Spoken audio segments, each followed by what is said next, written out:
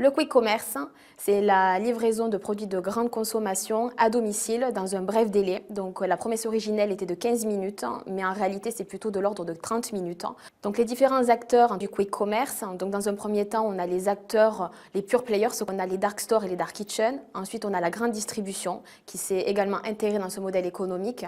Et ensuite la troisième qui participe à ce modèle économique, ce sont les plateformes de livraison comme Uber Eats ou Deliveroo.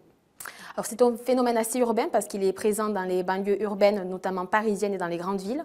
Donc en province, on entend un peu moins parler du quick commerce, mais il faut s'y intéresser parce qu'il peut y avoir en fait ce nouveau type de commerce qui peut s'implanter dans les provinces à terme. En tout cas, c'est ce qu'on avait pu penser dans un premier temps.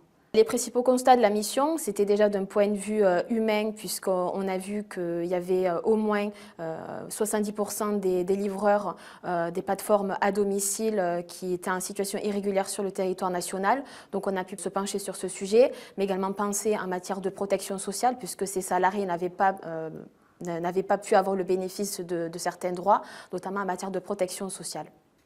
Notre mission d'information émet 24 recommandations qui touchent de très nombreux domaines puisque le quick commerce a un impact sur de nombreux aspects de notre vie quotidienne. Il faut rappeler que, bien évidemment, le quick commerce s'inscrit dans notre droit aujourd'hui et qu'il est fondamental qu'il puisse être respecté.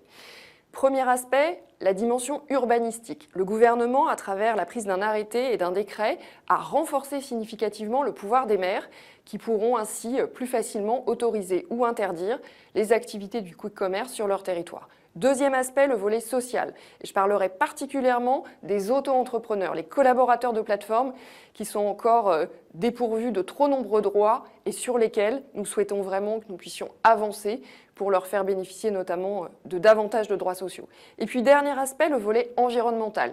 Le secteur du quick commerce doit contribuer à la diminution significative du nombre de déchets, d'emballages, à travers par exemple la mise en place de la consigne.